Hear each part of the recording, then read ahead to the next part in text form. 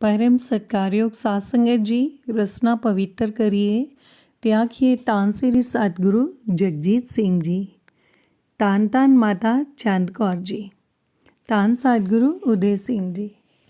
साध संगत जी, ਅਸੀਂ ਪਿਛਲੇ 2 ਦਿਨਾਂ ਤੋਂ ਬੀਬੀ ਕਮਲਜੀਤ ਕੌਰ ਵੱਲੋਂ ਦੱਸੀ ਹੋਈ ਸਾਖੀਆਂ ਦਾ ਆਨੰਦ ਮਾਣ ਰਹੇ ਹਾਂ। ਅੱਜ ਕੁਝ ਹੋਰ ਸਾਖੀਆਂ ਨੇ, ਆਓ ਉਹਨਾਂ ਦਾ ਵੀ ਆਨੰਦ ਮਾਣੀਏ। ਬੀਬੀ ਜੀ ਦੱਸਦੇ ਹਨ ਕਿ ਇੱਕ ਬੀਬੀ ਚਿੰਗਮਈ ਤੋਂ ਦੱਸਦੇ ਹਨ ਜਦੋਂ ਵਿਆਹ ਕੇ ਨਵੇਂ ਬੰਕੌਕ ਆਏ ਸਨ, ਉਦੋਂ ਇੱਕ ਵਾਰ 1967 ਈਸਵੀ ਵਿੱਚ ਸ਼੍ਰੀ ਮਾਤਾ ਚੰਦ ਕੌਰ ਜੀ ਉਗਰਾਹੀ ਕਰਦਿਆਂ ਹੁਕਮ ਕੀਤਾ ਬੀਬੀਆਂ ਨੂੰ ਕਿ ਜਿੰਨੇ ਜਿਸ ਦੇ ਬੋਝੇ ਵਿੱਚ ਹੈ ਉਹ ਇੱਥੇ ਉਗਰਾਹੀ ਦੇਣ। ਸਾਰੇ ਦੇਣ ਲੱਗ ਪਏ, ਪਰ ਬੀਬੀ ਜੀ ਰੋਣ ਲੱਗ ਪਏ। ਪੁੱਛਣ 'ਤੇ ਬੀਬੀ ਨੇ ਦੱਸਿਆ ਕਿ ਮੇਰਾ ਵੀ ਜੀਅ ਕਰਦਾ ਹੈ ਉਗਰਾਹੀ ਦੇਣ 'ਤੇ, ਪਰ ਮੇਰੇ ਕੋਲ ਇੱਕ ਪੈਸਾ ਵੀ ਨਹੀਂ ਹੈ। ਇਸ 'ਤੇ ਸ਼੍ਰੀ ਮਾਤਾ ਜੀ ਨੇ ਬਚਨ ਕੀਤਾ, ਸੱਚੇ ਪਾਤਸ਼ਾਹ ਜੀ 'ਤੇ ਭਰੋਸਾ ਰੱਖ ਅਤੇ ਭਜਨ ਕਰਿਆ ਕਰ। ਜਿਸ ਤਰ੍ਹਾਂ ਤੇਰਾ ਮਨ ਕਰੇਗਾ ਦੇਣ 'ਤੇ, ਉਸੇ ਤਰ੍ਹਾਂ ਤੇਰੇ 'ਤੇ ਕਿਰਪਾ ਹੋਵੇਗੀ, ਰੋ ਨਹੀਂ। ਅਤੇ ਅੱਜ ਸ਼੍ਰੀ ਮਾਤਾ ਜੀ ਦੇ ਉਹੀ ਬਚਨ ਪੂਰੇ ਹੋ ਰਹੇ ਨੇ ਕਿ ਉਹ ਬੀਬੀ ਹੁਣ ਮੇਲੇ ਕਰਵਾਉਂਦੀ ਹੈ। ਇਹ ਸਭ ਸ਼੍ਰੀ ਸਤਿਗੁਰੂ ਜਗਜੀਤ ਸਿੰਘ ਜੀ ਅਤੇ ਸ਼੍ਰੀ ਮਾਤਾ ਚੰਦ ਕੌਰ ਜੀ ਦੀ ਕਿਰਪਾ ਨਾਲ ਹੀ ਹੈ।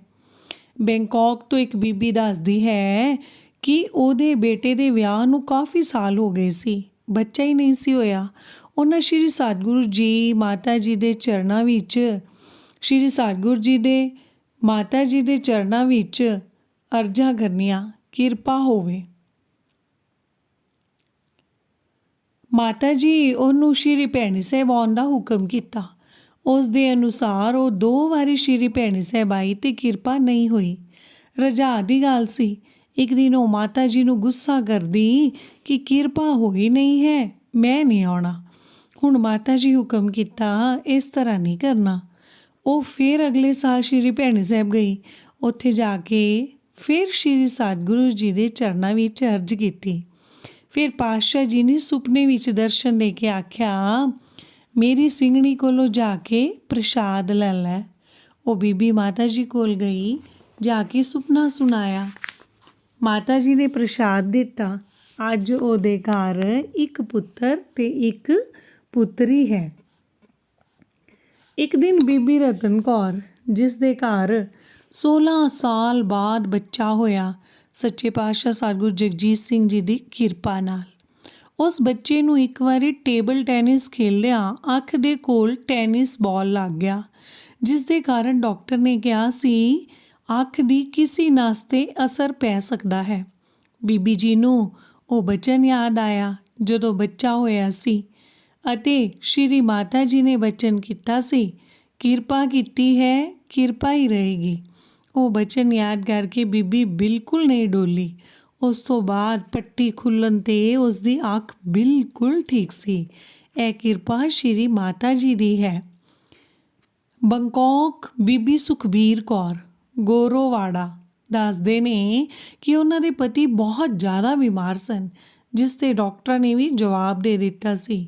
ਬੀਬੀ ਨੇ ਸ਼੍ਰੀ ਮਾਤਾ ਜੀ ਨੂੰ ਜਦ ਹੀ ਫੋਨ ਕਰਨਾ, ਸ਼੍ਰੀ ਮਾਤਾ ਜੀ ਇਹੋ ਹੀ ਪੁੱਛਣਾ, ਗਿਆਨ ਉਹਨਾਂ ਦੇ ਪਤੀ ਦਾ ਨਾਮ ਗਿਆਨ ਨੂੰ ਹੋਸ਼ ਆਇਆ ਹੈ ਕਿ ਨਹੀਂ। ਮਾਤਾ ਜੀ ਨੇ ਪੁੱਛਣਾ, ਗਿਆਨ ਨੂੰ ਹੋਸ਼ ਆਇਆ ਹੈ ਕਿ ਨਹੀਂ। ਬੀਬੀ ਜੀ ਨੇ ਦੱਸਿਆ ਕਿ ਡਾਕਟਰ ਦੇ ਮੁਤਾਬਿਕ ਜੇ ਹੋਸ਼ ਵੀ ਆ ਜਾਏ ਤਾਂ ਵੀ ਕੋਮਾ ਵਿੱਚ ਚਲੇ ਜਾਣਗੇ। ਉਸ ਦੌਰਾਨ ਕਾਫੀ ਚਿੰਤਿਤ ਰਹਿੰਦੇ ਸਨ। ਥੋੜ੍ਹੇ ਦਿਨਾਂ ਬਾਅਦ ਜਦ ਮਾਤਾ ਜੀ ਨਾਲ ਫੋਨ 'ਤੇ ਗੱਲਬਾਤ ਹੋਈ, ਫਿਰ ਮਾਤਾ ਜੀ ਨੇ ਇਹ ਹੀ ਪੁੱਛਿਆ ਕਿ ਗਿਆਨ ਨੂੰ ਹੋਸ਼ ਆਈ ਹੈ ਕਿ ਨਹੀਂ। ਉਸ ਦਿਨ ਜਦ ਜ਼ਿਆਦਾ ਸੀਰੀਅਸ ਹਾਲਤ ਹੋਈ ਤਾਂ ਉਹਨਾਂ ਨੂੰ ICU ਲੈ ਜਾਣ ਲੱਗੇ। ICU ਵਿੱਚ ਅੰਦਰ ਲੈ ਜਾਣ ਹੀ ਲੱਗੇ ਤਾਂ ਅਚਾਨਕ ਗਿਆਨ ਸਿੰਘ ਨੂੰ ਹੋਸ਼ ਆ ਗਈ, ਪਰ ਡਾਕਟਰਾਂ ਨੂੰ ਵਿਸ਼ਵਾਸ ਹੀ ਨਹੀਂ ਸੀ ਹੋ ਰਿਹਾ ਕਿ ਇਹ ਕਰਾਮਾਤ ਕਿਸ ਤਰ੍ਹਾਂ ਹੋ ਗਈ। ਜਦ ਵੀ ਬੀਬੀ ਸੁਖਬੀਰ ਕੌਰ ਡਾਕਟਰ ਨੂੰ ਮਿਲਦੀ ਸੀ, ਉਹਨਾਂ ਦੇ ਹੱਥ ਵਿੱਚ ਹਮੇਸ਼ਾ ਹੀ ਮਾਲਾ ਹੁੰਦੀ ਸੀ। ਡਾਕਟਰਾਂ ਨੇ ਪੁੱਛਿਆ, ਤੁਸੀਂ ਇਹ ਕੀ ਫੇਰਦੇ ਰਹਿੰਦੇ ਹੋ, ਤੁਹਾਡਾ ਰੱਬ ਕੌਣ ਹੈ। ਬੀਬੀ ਨੇ ਡਾਕਟਰ ਨੂੰ ਦੱਸਿਆ, ਅਸੀਂ ਇਹੀ ਮਾਲਾ ਫੇਰ ਕੇ ਭਜਨ ਕਰਦੇ ਹਾਂ। ਡਾਕਟਰ ਕਹਿੰਦੇ ਤੁਹਾਡੇ ਰੱਬ ਨੇ ਕੋਈ ਕਰਾਮਾਤ ਦਿਖਾਈ ਹੈ। ਠੀਕ ਹੋਏ ਘਰ ਆ ਕੇ ਗਿਆਨ ਸਿੰਘ ਨੇ ਆਪਣੇ ਘਰ ਦਿਆਂ ਨੂੰ ਆਪਣੇ ਨਾਲ ਬੀਤੀ ਸੁਣਾਈ ਕਿ ਉਹ ਤਾਂ ਚਲੇ ਗਏ ਸਨ, ਪਰ ਸਤਿਗੁਰੂ ਜੀ ਨੇ ਉਹਨਾਂ ਨੂੰ ਵਾਪਿਸ ਭੇਜਿਆ ਇਹ ਬਚਨ ਕਰਕੇ, ਬੱਚਿਆਂ ਕੋਲੋਂ ਬੱਚਿਆਂ ਦਾ ਪਿਆਰ ਲਵੋ ਅਤੇ ਸਿੰਘਣੀ ਕੋਲੋਂ ਆਪਣੀ ਸੇਵਾ ਕਰਵਾਓ। ਉਸ ਤੋਂ ਬਾਅਦ ਉਹਨਾਂ ਆਪਣੀ ਸਿੰਘਣੀ ਤੋਂ 1.5 ਸਾਲ ਸੇਵਾ ਕਰਵਾਈ। ਉਹਨਾਂ ਦੀ ਚੜ੍ਹਾਈ ਕਰਨ ਤੋਂ ਬਾਅਦ ਬੀਬੀ ਸੁਖਬੀਰ ਕੌਰ ਨੇ ਬਹੁਤ ਹੀ ਰੋਂਦੇ ਰਹਿਣਾ। ਮਾਤਾ ਜੀ ਨੇ ਇੱਕ ਵਾਰ ਉਹਨਾਂ ਨੂੰ ਬਚਨ ਕੀਤਾ, ਤੈਨੂੰ ਹੁਣ ਪੋਤਾ ਦਿੱਤਾ ਹੈ, ਤੂੰ ਉਹਦੇ ਆਰੇ ਲੱਗ, ਯਾਦ ਕਰਕੇ ਨਾ ਰੋਇਆ ਕਰ। ਉਸ ਸਮੇਂ ਬੀਬੀ ਦੀ ਨੂੰਹ ਨੂੰ ਬੱਚਾ ਹੋਣ ਵਾਲਾ ਸੀ। ਥੋੜ੍ਹੇ ਹੀ ਮਹੀਨਿਆਂ ਬਾਅਦ ਉਹਨਾਂ ਦੇ ਘਰ ਪੋਤਰਾ ਹੋਇਆ। ਉਹ ਇਸ ਨੂੰ ਸ਼੍ਰੀ ਸਤਿਗੁਰੂ ਜੀ ਅਤੇ ਸ਼੍ਰੀ ਮਾਤਾ ਚੰਦ ਕੌਰ ਜੀ ਦੀ ਦਿੱਤੀ ਦਾਤ ਅਤੇ ਕਿਰਪਾ ਸਮਝ ਕੇ ਬਹੁਤ ਖੁਸ਼ ਹੋਏ। ਐਸਾ ਕੋਈ ਨਹੀਂ ਜਿਸ ਨਾਲ ਕੋਈ ਹੱਡਬੀਤੀ ਨਾ ਹੋਈ ਹੋਵੇ। ਹਰ ਇੱਕ ਦੇ ਦਿਲ ਵਿੱਚ ਵਸ ਕੇ ਸ਼੍ਰੀ ਸਤਿਗੁਰੂ ਜੀ ਅਤੇ ਸ਼੍ਰੀ ਮਾਤਾ ਜੀ ਨੇ ਉਹਨਾਂ ਦੇ ਮਨ ਹਰੇ ਕੀਤੇ ਅਤੇ ਝੋਲੀਆਂ ਭਰੀਆਂ। ਸਹਿਜ ਸੁਭਾਏ ਕੀਤੇ ਬਚਨ ਵੀ ਮਾਤਾ ਜੀ ਦੇ ਪੂਰੇ ਹੋ ਜਾਂਦੇ ਸਨ। ਇਹ ਸਭ ਬਚਨ ਵੀ ਆਪਣੇ ਸਿੱਖਾਂ ਦੇ ਭਲੇ ਹੀ ਲਈ ਹੀ ਕਰਦੇ ਸਨ। ਸ਼੍ਰੀ ਮਾਤਾ ਜੀ ਨੇ ਬੈਂਕਾਕ ਦੇ ਆਖਰੀ ਦੌਰੇ ਦੌਰਾਨ ਇਹ ਬਚਨ ਕੀਤਾ ਸੀ ਕਿ ਰਾਈਆਂ ਪ੍ਰਕਾਸ਼ ਸਥਾਨ ਵੱਡਾ ਕਰਵਾ ਕੇ ਨਵਾਂ ਬਣਾਉਣਾ ਹੈ, ਅਕਾਲ ਬੁੰਗਾ ਵੀ ਨਵਾਂ ਬਣਾਉਣਾ ਹੈ ਅਤੇ ਸ਼੍ਰੀ ਭੈਣੀ ਸਾਹਿਬ ਵਿੱਚ 100 ਕਮਰੇ ਹੋਰ ਪਵਾਉਣੇ ਹਨ। ਇਹ ਸਭ ਵਾਸਤੇ ਉਗਰਾਹੀ ਕਰਦੇ ਰਹਿਣੀ ਹੈ। ਮਾਤਾ ਜੀ ਨੂੰ ਹਰ ਵੇਲੇ ਸ਼੍ਰੀ ਭੈਣੀ ਸਾਹਿਬ ਆਉਣ ਵਾਲੀ ਸੰਗਤ ਦੀ ਚਿੰਤਾ ਰਹਿੰਦੀ ਸੀ। ਹਰ ਵੇਲੇ ਆਇਆਂ ਨੂੰ ਲੰਗਰ ਅਤੇ ਡੇਰੇ ਦਾ ਪੁੱਛਦੇ ਰਹਿੰਦੇ, ਅੱਗੋਂ ਭੈਣੀ ਸਾਹਿਬ ਸਵਾਰਨ ਦਾ ਹੀ ਸੋਚਦੇ ਰਹਿੰਦੇ ਸਨ। 2016 ਈਸਵੀ ਦੇ ਹੋਲੇ ਮਹੱਲੇ ਦੌਰਾਨ ਸ਼੍ਰੀ ਮਾਤਾ ਜੀ ਨੇ ਕਈ ਇੰਜ ਦੇ ਬਚਨ ਮੇਰੇ ਨਾਲ ਸਾਂਝੇ ਕੀਤੇ ਜਿਸ ਨਾਲ ਲੱਗਦਾ ਹੈ ਸ਼੍ਰੀ ਮਾਤਾ ਜੀ ਨੂੰ ਪਹਿਲਾਂ ਹੀ ਆਪਣਾ ਜਾਣ ਦਾ ਸਮਾਂ ਨੇੜੇ ਮਹਿਸੂਸ ਹੋ ਰਿਹਾ ਸੀ।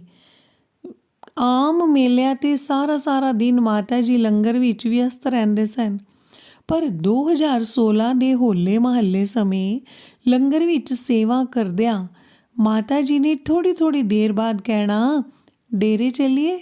ਪੁੱਛਣ 'ਤੇ ਬਚਨ ਕਰਨਾ, ਸੰਤ ਸਤਨਾਮ ਸਿੰਘ ਸਸਰਾਲੀ ਵਾਲਿਆਂ ਨੇ ਇੰਨੀ ਵਧੀਆ ਲੰਗਰ ਦੀ ਸੇਵਾ ਸੰਭਾਲੀ ਹੋਈ ਹੈ। ਇੱਕ ਬੰਦਾ ਉੱਠਦਾ ਅਤੇ ਸੰਤਾਂ ਦੇ ਨਾਲ ਆਏ 5-6 ਬੰਦੇ ਤਿਆਰ ਹੁੰਦੇ ਨੇ ਸੇਵਾ ਵਾਸਤੇ। ਮੈਨੂੰ ਸਮਝ ਨਹੀਂ ਆਉਂਦੀ ਮੈਂ ਕੀ ਕਰਾਂ। ਸੰਤ ਜੀ ਬਹੁਤ ਹੀ ਵਧੀਆ ਕਰ ਰਹੇ ਨੇ। ਮੈਨੂੰ ਹੁਣ ਲੰਗਰ ਦਾ ਕੋਈ ਫਿਕਰ ਨਹੀਂ ਹੈ। ਉਨੀ ਦਿਨ ਸ਼੍ਰੀ ਮਾਤਾ ਜੀ ਨੇ ਇਹ ਵੀ ਬਚਨ ਕੀਤੇ ਸੀ, ਜਾਣਾ ਤੇ ਹੈਗਾ ਹੀ ਹੈ, ਪਰ ਮਰਨਾ ਕਿਸ ਤਰ੍ਹਾਂ ਹੈ, ਡਰ ਬੜਾ ਲੱਗਦਾ ਹੈ। ਪਤਾ ਨਹੀਂ ਸ਼੍ਰੀ ਸਤਿਗੁਰੂ ਜਗਜੀਤ ਸਿੰਘ ਜੀ ਨੇ ਵੀ ਇਸ ਤਰ੍ਹਾਂ ਚਲੇ ਜਾਣਾ ਸੀ। ਸ਼੍ਰੀ ਮਾਤਾ ਜੀ ਨੇ 3 ਵਾਰੀ ਇਹ ਬਚਨ ਕੀਤੇ ਸੀ ਕਿ ਮਰਨਾ ਕਿਸ ਤਰ੍ਹਾਂ ਹੈ, ਡਰ ਬੜਾ ਲੱਗਦਾ ਹੈ। ਮਾਤਾ ਜੀ ਉਚੇਚੇ ਤੌਰ 'ਤੇ 2016 ਦੇ ਹੋਲੇ 'ਤੇ ਮੈਨੂੰ ਬੁਲਾ ਕੇ ਕੁੱਟ ਕੇ ਗਲੇ ਨਾਲ ਲਗਾ ਲੈਣਾ ਅਤੇ ਕਹਿਣਾ ਕਿ ਇਸ ਵਾਰੀ ਅਸੀਂ ਚੰਗੀ ਤਰ੍ਹਾਂ ਮਿਲੇ ਹੀ ਨਹੀਂ। ਕਿਸੇ ਨੂੰ ਕੋਈ ਅੰਦਾਜ਼ਾ ਨਹੀਂ ਸੀ ਕਿ ਸ਼੍ਰੀ ਮਾਤਾ ਚੰਦ ਕੌਰ ਜੀ ਨੇ ਕਿਸ ਤਰ੍ਹਾਂ ਆਪਣਾ ਸਰੀਰ ਛੱਡਣਾ ਸੀ। ਸ਼੍ਰੀ ਮਾਤਾ ਜੀ ਨੇ ਆਪਣੇ ਪੰਥ ਵਾਸਤੇ, ਆਪਣੇ ਸਿੱਖਾਂ ਵਾਸਤੇ ਅਤੇ ਸ਼੍ਰੀ ਸਤਿਗੁਰੂ ਉਦੇ ਸਿੰਘ ਜੀ ਵਾਸਤੇ ਆਪਣਾ ਆਪ ਵਾਰਿਆ। ਇਹ ਕੁਰਬਾਨੀ ਜੋ ਮਾਂ ਨੇ ਹੱਸ ਕੇ ਦਿੱਤੀ, ਭੁੱਲ ਨਾ ਪਾਏਗਾ ਇਹ ਸਾਰਾ ਜਹਾਨ, ਜਿਸ ਪਿਆਰ ਹੀ ਪਿਆਰ ਪਾਇਆ ਸੀ ਇਸ ਮਾਂ ਤੋਂ। ਸਾਰੇ ਹੀ ਆਖ ਲਈਏ, ਧੰਨ ਧੰਨ ਮਾਤਾ ਚੰਦ ਕੌਰ ਜੀ, ਧੰਨ ਧੰਨ ਸ਼੍ਰੀ ਸਤਿਗੁਰੂ ਜਗਜੀਤ ਸਿੰਘ ਜੀ। ਉਹਨਾਂ ਦੇ ਚਰਨਾਂ ਵਿੱਚ ਸਾਡੀ ਅਨੇਕਾਂ ਵਾਰ ਡੰਡੌਤ ਬੰਦਨਾ ਹੈ।